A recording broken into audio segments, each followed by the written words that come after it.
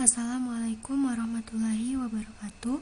Kami dari kelompok 3 akan mempresentasikan materi tentang penilaian praktik dan produk.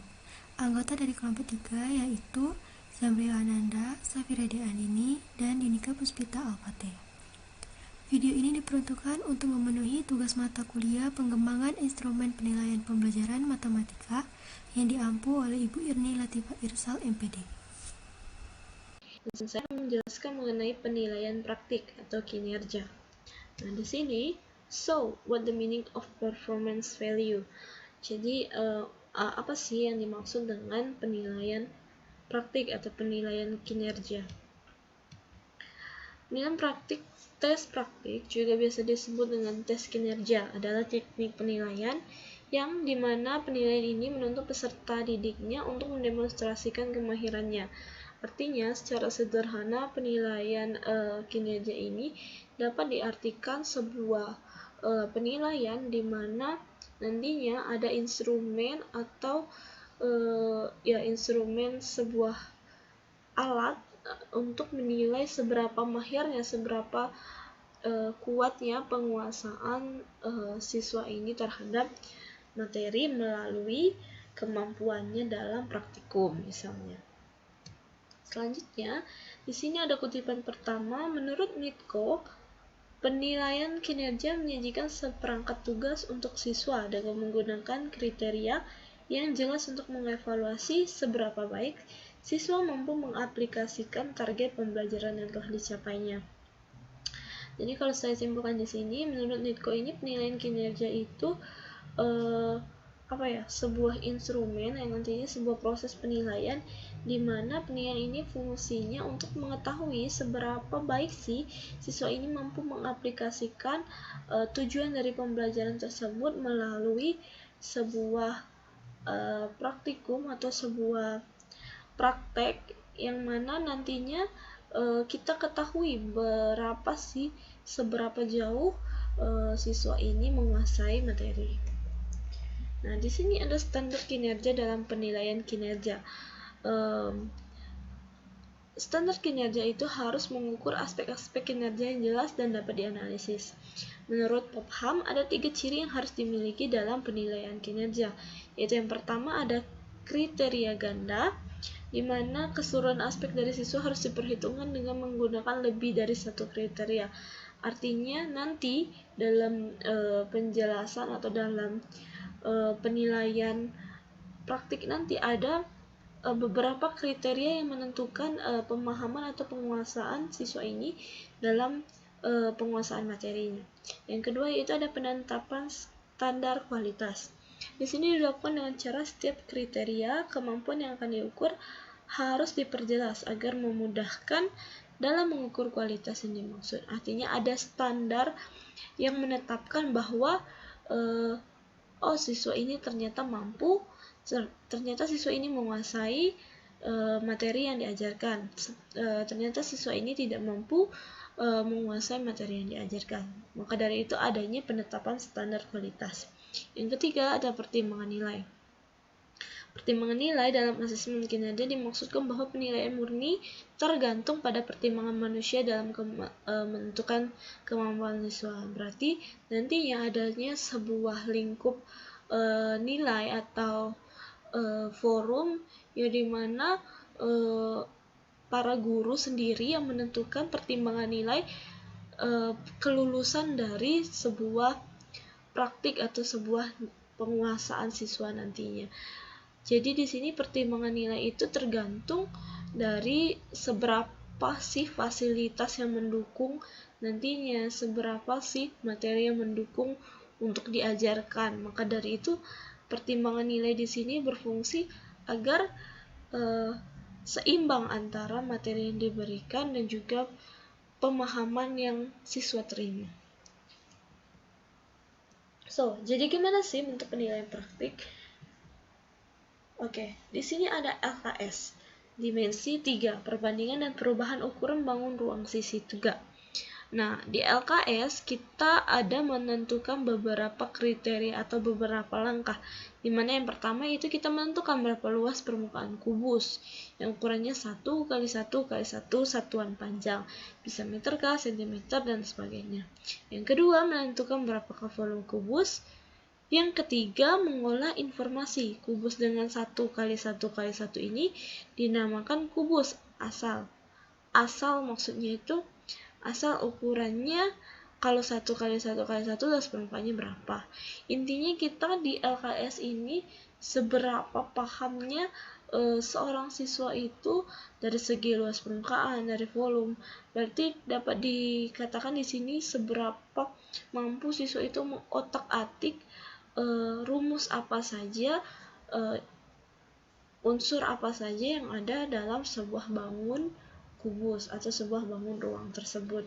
Di sini ada 2 kali ukuran kubus, 3 kali jika volumenya di ukuran maksud saya rusuknya di 3 kali kan 2 kali kan apa yang terjadi dengan volumenya, apakah yang terjadi dengan luas permukaannya. Nah, yang kelima juga seperti itu, begitu juga dengan yang 6. Nah, kemudian ada di sini memprediksi atau ramalkan barisan data yang berikutnya adalah tabel. Prediksi ini berisi penilaian kita terhadap kinerja yang sudah ditentukan. Yang pertama yang terletak di LKS tadi, kita ada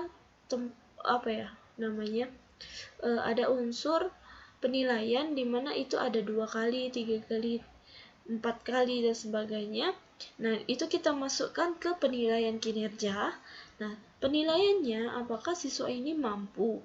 Yang pertama contohnya mendua-kalikan ukuran kubus asal 1 kali 1 satuan. Nah, penilaiannya dapatkah siswa ini memenuhi kinerja poin pertama, ataukah tidak, bisakah dia memenuhi mampu menguasai unsur kinerja yang pertama. Nah, dari sini kita lakukan rubrik penilaian atau kita lakukan penilaian berdasarkan rubrik. Nah, di sini ada beberapa tingkatan seberapa poinnya dalam menguasai si materi tadi. Berdasarkan kriteria yang telah kita tentukan, melakukan semua kegiatan LKS dengan benar, membuat alasan dan strategi yang jelas rasional, itu akan mendapatkan tingkatan nilai sebanyak 4 dengan status itu sangat baik. Begitu juga seterusnya, sesuai dengan kriteria yang telah kita tentukan sebelumnya sebagai pengajar, maka dalam rubrik penilaian akan ada poin di mana tingkatan tersebut akan mewakili baik, sangat baik, cukup kurang dalam penguasaan si murid. Maka hasil dari rubrik penilaian kemudian poin yang dikumpulkan, maka kita dapat melihat seberapa besar penguasaan, seberapa sampai mana murid tersebut menguasai sebuah materi. Oke, itulah penjelasan dari saya mengenai penilaian melalui praktik. Terima kasih. Wassalamualaikum warahmatullahi wabarakatuh. Yang kedua yaitu penilaian produk. Penilaian produk atau hasil kerja adalah penilaian yang dilakukan untuk mengetahui kompetensi keterampilan peserta didik dalam mengaplikasikan pengetahuan yang mereka miliki ke dalam bentuk produk dan kualitas produk yang dihasilkan. Produk siswa yang dinilai adalah hasil karya dari keterampilan siswa dalam menggunakan alat, serta prosedur dan hasil karya tersebut dapat berguna bagi diri siswa atau lingkungannya. Contoh produk itu terdiri dari bentuk tertulis dan tidak tertulis. Bentuk tertulis misalnya laporan, jurnal, drama, karya tulis ilmiah, artikel, dan lain sebagainya. Sedangkan bentuk tidak tertulis biasanya berbentuk 3 dimensi seperti pahatan, diorama, ataupun benda-benda ruang matematika seperti balok, kubus, irisan, kerucut, dan lain-lain. Karakteristik penilaian produk. Ada 6 karakteristik penilaian produk. Yang pertama yaitu authenticity, multiple voci, visibility, scorability, teachability, dan generability. Authenticity yaitu tugas yang diberikan guru kepada siswa harus sesuai dengan apa yang sering dihadapi oleh siswa tersebut dalam praktik kehidupan sehari-hari. Multiple POCI maksudnya tugas yang diberikan kepada siswa untuk mengukur lebih dari satu kemampuan yang diinginkan. Feasibility adalah seluruh tugas yang diberikan kepada siswa dalam bentuk penilaian produk harus memungkinkan untuk dilaksanakan dengan memperhatikan berbagai faktor seperti biaya, ruangan, waktu, dan peralatan. Keempat, scorability, yaitu tugas yang diberikan dapat diskor dengan akurat dan reliable. Teachability maksudnya adalah hasil dari tugas yang telah diberikan semakin baik karena adanya proses pembelajaran bukan karena faktor lain. Dan yang terakhir yaitu ada generability, di mana kemampuan seorang siswa dalam mendemonstrasikan tugas yang diberikan guru. Tugas dalam penilaian produk akan semakin baik jika dapat digeneralisasikan dengan tugas-tugas yang lain. Tujuan penilaian produk yang pertama yaitu untuk menilai penguasaan keterampilan siswa yang diperlukan sebelum mempelajari keterampilan berikutnya. Yang kedua, untuk menilai tingkat kompetensi yang sudah dikuasai siswa pada setiap akhir jenjang.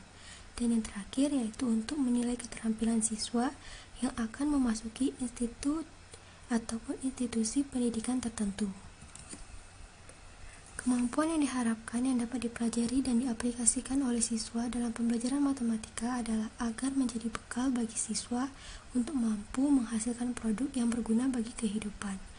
Sebagaimana contoh yaitu jika kemampuan menggambar berbagai jaring-jaring benda-benda ruang, di mana kemampuan ini akan bermanfaat untuk membuat produk-produk benda ruang yang banyak digunakan dalam kehidupan sehari-hari.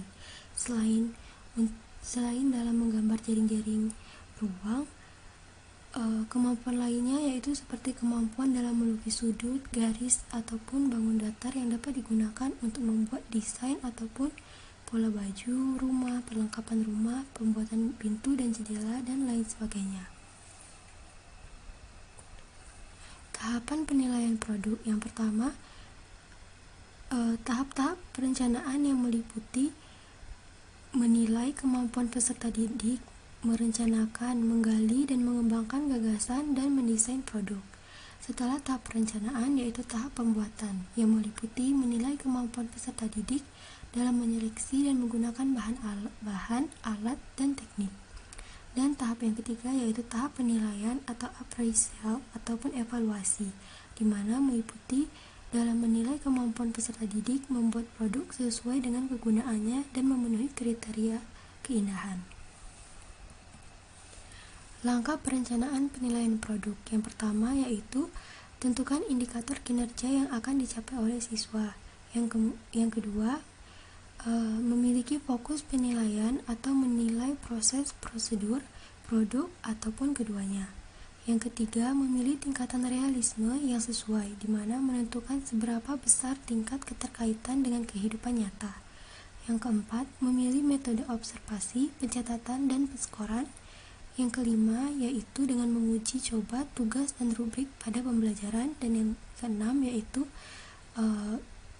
jika dari hasil uji coba tersebut ternyata masih membutuhkan revisi, maka tugas dan rubrik dalam proses pembelajaran harus diperbaiki.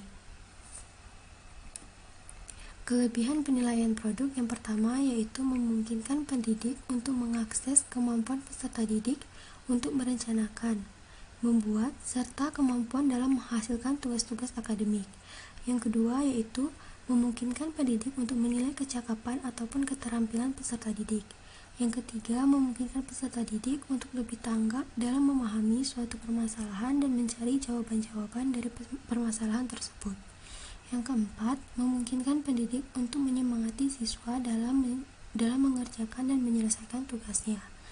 Dan yang kelima yaitu memungkinkan pendidik dalam hal membuat permasalahan yang dapat mendorong peserta didik untuk membuat hasil karya yang dapat mengasah kreativitas belajar siswa. Selain kelebihan tentunya memiliki kekurangan. Kekurangan penilaian produk yang pertama yaitu memerlukan kejelian dari seorang guru dalam memberikan tugas kepada siswa. Yang kedua, pendidik harus sabar dan juga terampil dalam memberikan pengarahan kepada siswa. Dan yang ketiga, terkadang yang terjadi apabila tugas yang dibebankan kepada siswa secara individu itu terlalu besar ataupun terlalu rumit, nah mungkin saja pengerjaan tersebut mendapatkan campur tangan dari pihak lain. Contoh dari instrumen penilaian produk. Pada bagian pertama, yaitu tentu saja identitas satuan sekolah ataupun identitas mata pelajaran, kelas, semester, dan materi jika diperlukan. Lalu juga kompetensi dasar dan indikator pencapaian kompetensi. Kemudian, letakkan juga uraian tugas yang diberikan kepada siswa sebagai petunjuk ataupun pedoman apa yang harus dibuat oleh siswa dalam membuat produk, dalam merencanakan produk. Selanjutnya yaitu pedoman penskoran ataupun rubrik penskoran. Dimana di sini kita akan menilai 3 tahap pada penilaian dalam pembuatan produk. Yang pertama yaitu persiapan, di mana di persiapan tersebut akan kita nilai kelengkapan bahan dan alat-alat, juga kebenaran ukuran balok sesuai dengan perintah yang diberikan. Yang kedua yaitu pelaksanaan. Ada 3 hal yang akan diperhatikan. Yang pertama yaitu menggunakan alat-alat, bahan ataupun bahan dengan benar. Lalu menjaga kerapian, kebersihan tempat pengerjaan karya. Dan yang ketiga menyelesaikan model sesuai waktu yang ditentukan. Yang ketiga yaitu dari segi hasil, dimana yang akan kita lihat yaitu dari model balok sesuai dengan ukuran yang ditentukan dan juga kerapian hasil karya. Untuk lembar penilaiannya bisa kita letakkan nama siswa dan juga kelas, lalu kita tambahkan kolom skor maksimal, skor perolehan, bobot, dan nilai akhir. Kemudian kita jumlahkan dan kita dapat total nilai akhir. Itulah tadi penjelasan dari kelompok 3. Kami tutup. Wassalamualaikum warahmatullahi wabarakatuh.